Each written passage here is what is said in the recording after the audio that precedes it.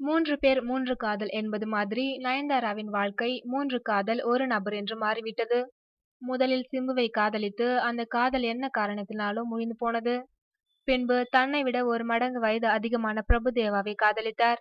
எல்லாம் நன்றாக போய் திருமணம் செய்யும் சமயத்தில் பிரபுதேவா தனது குழந்தைகளை மறக்க முடியவில்லை என்று கூறியதால் இரண்டாவது காதலும் முறிந்து போனது.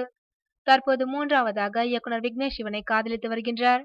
இந்நிலையில் தனது முதல் காதல் அனுபவம் பற்றி நயன்தாரா மனம் திறந்து கூறியுள்ளார். ஆணாக இருந்தாலும் பெண்ணாக இருந்தாலும் அவர்களின் முதல் காதல் எப்போதும் மனதில் நிற்கும். எந்த வயதிலும் அந்த காதல் வரலாம். வாழ்நாள் முழுவதும் அந்த காதலை மறக்க மாட்டார்கள். எனக்கும் சிறு வயதில் அப்படி ஒரு காதல் அனுபவம் ஏற்பட்டது. அப்போது நான் 3ஆம் வகுப்பு படித்துக் கொண்டிருந்தேன். அந்த பள்ளிக்கூடம் ஆண்களும் பெண்களும் சேர்ந்து படிக்கக்கூடியது. நான் எல்லோரிடமும் சகஜமாக பழகுவேன். இதனால் எனக்கு நிறைய நண்பர்கள் இருந்தனர். ஒரு பையனை தவிர அனைவரும் என்னிடம் நட்போடு பழகினர். நான் வகுப்பிற்கு செல்லும் போதெல்லாம் எனது இருக்கை முன் உள்ள மேஜையில் ஒரு காதல் கடிதமும் ரோஜா பூவும் இருக்கும். முதல் நாள் அதை பார்த்து பதற்றமாக இருந்தது.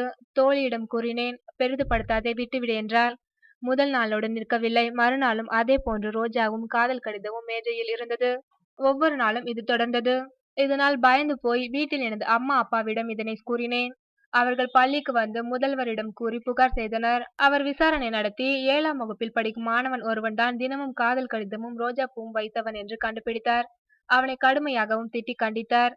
அதன் பிறகு அவன் என் வழிக்கே வரவில்லை. என்னை பார்க்கும் போதெல்லாம் முகத்தை திருப்பிக் கொண்டு போய்விடுவான். அந்த வயதில் அவனுக்கு காதல் பற்றி என்ன தெரியும்? அதை இப்போது நினைத்தாலும் எனக்கு வியப்பாக இருக்கின்றது. அதை என்னால் மறக்கவே முடியாது என்று நயன்தாரா தனது முதல் காதல் குறித்து வெளிப்படையாக கூறியுள்ளார்.